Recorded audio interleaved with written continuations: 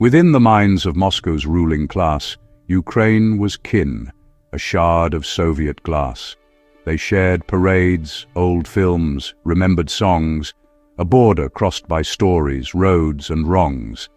But when in Kiev crowds raised different flags and bodies wrapped in European Union bands and rags, when students camped in squares through snow and rain, Moscow read drift where Kiev wrote its pain. New slogans painted over Soviet stone, new heroes named, new streets, new saints, new tone. A parliament that signed in Western halls was read in Moscow as a breach of walls. Russian talk shows circled every night, maps on the screen, a crawl of red and white.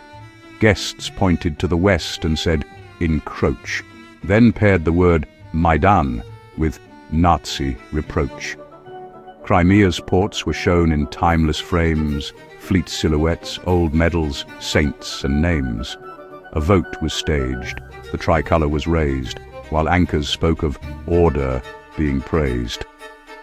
In eastern towns where Russian voices led, new pamphlets spread. "We're next, prepare," they said. Men took up arms around police depots, flags changed above the council's porticos. Kiev replied by calling guardsmen in, signed mobilization papers, thin on tin.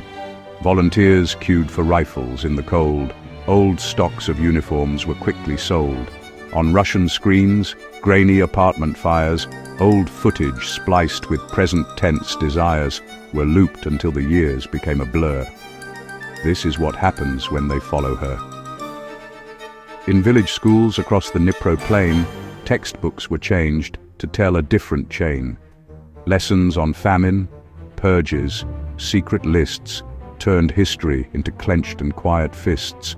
Russian laws were drafted, swiftly passed. Foreign agents, insults, Nazis cast. Channels that showed a different set of facts, lost licenses, then servers, then their tracks. Kiev shut down its own pro-Kremlin feeds, declared them tools for someone else's needs. Parties with Moscow ties were pushed aside. The state said, "Lines in war must now be wide." On Telegram, in scrolling, sleepless nights, Russian mill bloggers posted maps and fights. Their numbers swelled. Each post, a call, a claim. Surrounded, threatened, we must clear this flame. Ukrainian channels answered with a grin. A tractor towing tanks, a choir's din. Short clips of jokes from half-collapsed estates, where soldiers danced on bombed-out city plates. When columns crossed at dawn with roaring steel, sirens replied, apartments learned to kneel. Bridges were dropped by charges in their span, road signs were turned to fool the armored van. Russia announced a special operation, signed papers under cameras in the station, spoke of protecting brothers in the east, of taking weapons from a Nazi beast. Ukraine called up reservists from their jobs, put ink on lists, put helmets on the mobs. Train stations filled with children clutching pets.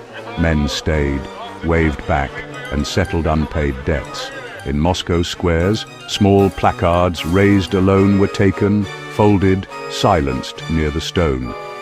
New charges named discrediting the force turned sidewalks standing into penal course. In Kharkiv basements packed with neighbors' breath, people refreshed the news between each death, sent messages and clips to every feed, so distance could not plead it did not read. Russian schools received revised address. New talking points for every child and class. Maps on the wall were subtly redrawn blue. Teachers were given scripts of what to view. In Lviv and Dnipro, churches changed their rites, broke with the patriarch who blessed the fights. Priests spoke of choosing which command to heed.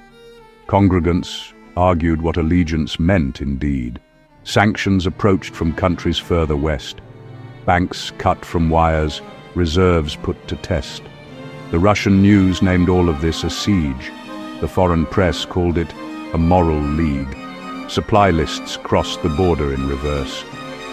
Shells, drones and aid, a blessing and a curse. Each batch that came to hold the line that day helped fix the conflict in another way. Funerals rose on both sides of the front. Closed coffins, medals, eulogies, and blunt official words that folded grief in phrase about the homeland and its rightful ways. Ukraine renamed its streets again, removed old plaques whose language no one there approved. Plaques in the east grew thicker with new dead, names etched in stone beneath a tricolor red. Courts in Moscow tried those who would not go, gave terms for draft evasion, made it show.